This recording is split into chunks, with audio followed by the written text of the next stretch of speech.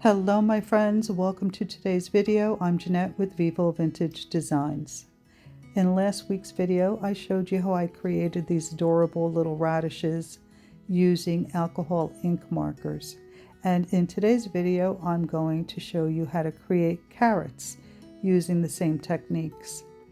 We will be using alcohol ink markers, fine liners, photo paper, alcohol, and a paintbrush. And please be sure to check out the description box for links to the products used in this video. Now, although some of the products I'm using were purchased at Five Below, I will link similar products that will work just as well. So you can see here I'm creating very simple carrots. So you don't have to be able to draw to create this painting. These sketches are very, very basic. And of course you can add as many or as little carrots as you like. So now I'm going to take different shades of orange and I'm going to add them to one side of each of the carrots. And I did keep my colors very light because using the lighter colors, or rather not using a lot of pigment, matches the decor in my home. And once I'm finished with this series, I would like to frame these little paintings and I want to add them to a wall in my kitchen. I think they're going to look so cute. So of course, if you want yours darker or brighter, you can add as much pigment as you like. You can also create this painting using your dry palette. And it's basically the same idea. So you can see I've added 2 to 3 different shades of orange to my carrots.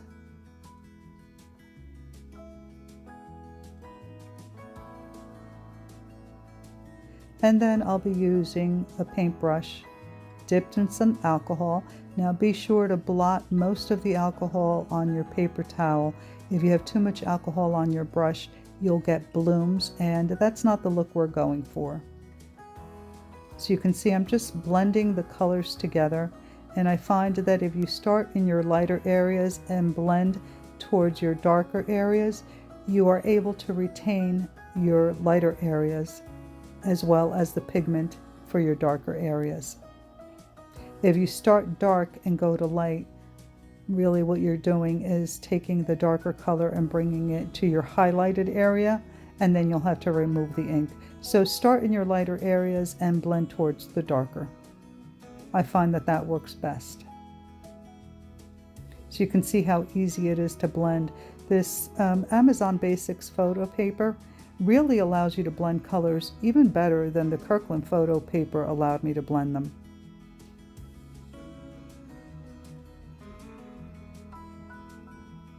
So you can see how nicely and easy it is to blend these colors.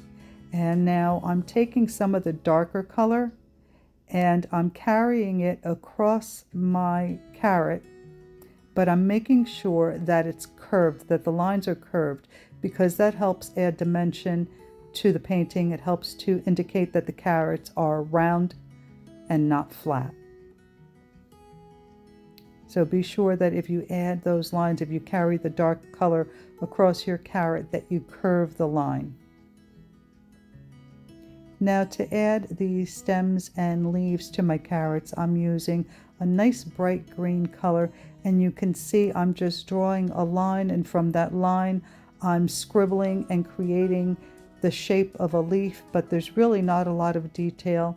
And that's the wonderful thing about painting in this loose style. You don't need a lot of detail. And now I'm going to take a darker shade of green because I want to create a little depth to the greenery. So you can see I'm adding the darker shade on the left-hand side where the shadow is on this particular painting. Then you can see that the light source is coming from the right side. So I'm keeping this darker color on the left side, and I'm not even going to blend it in with the paintbrush. So now we're going to grab our fine liner, I believe that this one is a 0.2, and you can see that I'm holding the marker towards the middle as opposed to at the tip where I would have more control of the lines that I'm drawing. And because this is a loose style of painting, I want my typical sketchy, skippy little lines, and holding the marker closer to the end gives me less control, and it makes my lines nice and skippy and sketchy. So as I outline my carrots, you can see that I'm adding some of those skippy little lines across the carrot in a curved line, so that it helps indicate the shape of the carrot, and that it's not flat, that it curves, that it's round. And I'm not adding too many of those lines because I'm trying to keep this simple. And now you can add a few little roots to the bottom or the tips of your carrots if you like.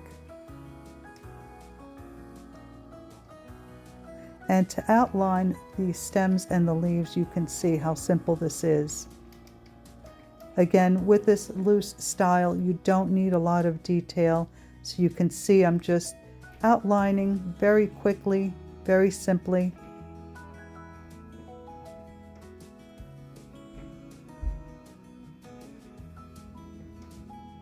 And I think that this is absolutely adorable. I hope that you're enjoying this little series of vegetable paintings. Next week, I'll be showing you how I painted asparagus, and I think it came out really great. I hope you're enjoying this series and that you give these little paintings a try. If you do, please be sure to share them with me on our Facebook group, Vivo Vintage Design Tutorials, where you can share your versions of the paintings and techniques learned on this channel. Please don't forget to like, comment, and subscribe. As always, your interaction with my channel is very helpful and greatly appreciated. Stick around to the end of the video where I will post a picture of the finished painting.